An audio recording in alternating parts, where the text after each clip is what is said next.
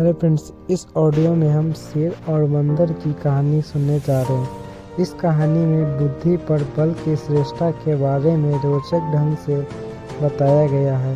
पूरी कहानी सुनिए। एक जंगल में एक शेर रहता था। वह जंगल का राजा था और बड़ा बलशाली था। सारे जानवर भय के कारण उसके गुणगान किया करते थे। उसी जंगल में एक बुद्धिमान बंदर रहता था। वो शेर से डरता नहीं था और व्यर्थ में उसका गुणगान नहीं करता था।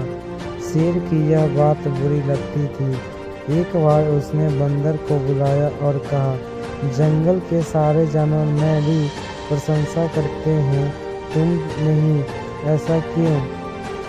मैं किस बात पर आपकी प्रशंसा करूं?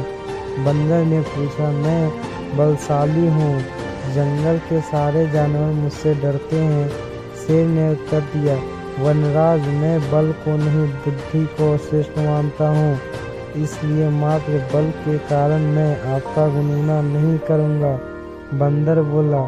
यह बात शेर को बुरी लगी और दोनों में विवाद हो गया। शेर की दृष्टि में बल श्रेष्ठ था, किंतु बंदर की दृष्टि में बुद्धि। दोनों के अपने अपने तर्क थे। अपने तर्क देखकर वे एक दूसरे के सामने स्वयं को सही सिद्ध करने में लग गए थे।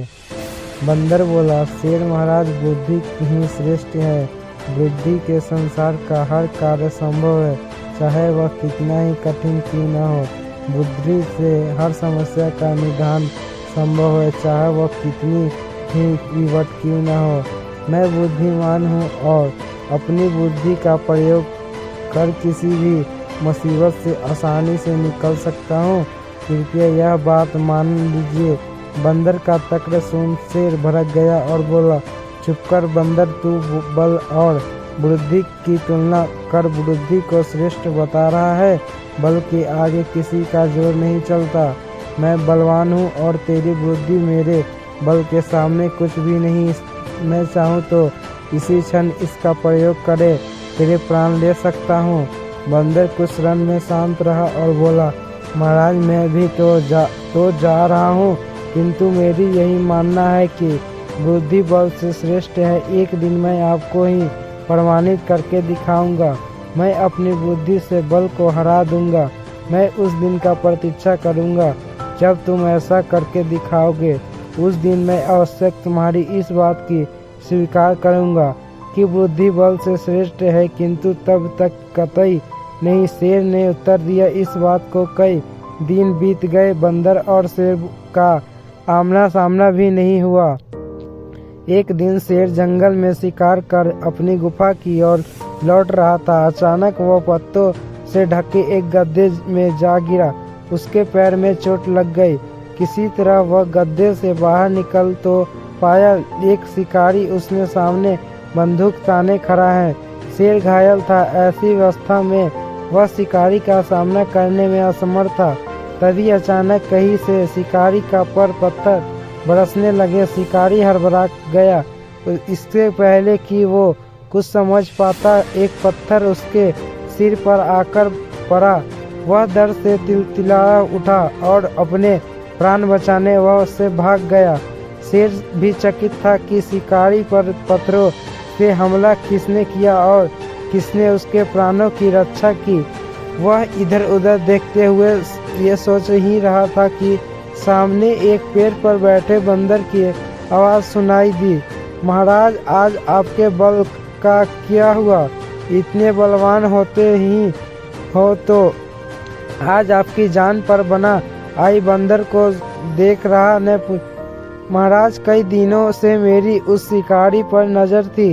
एक दिन मैंने उस गड्ढा खोदते हुए देखा तो समझ गया था कि वह आपका शिकार करने के फिराक में है।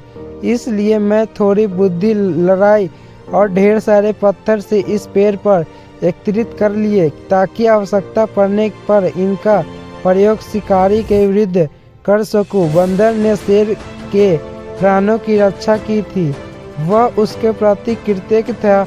उसने उसे धन्यवाद दिया।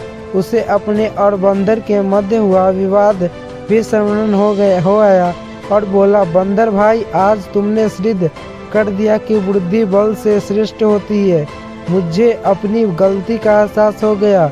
मैं समझ गया हूँ कि बल पर समय और परिस्थितियाँ में एक से नहीं रहता, लेकिन बुद्धि पर समय और हर परिस्थिति के साथ रहता हूँ।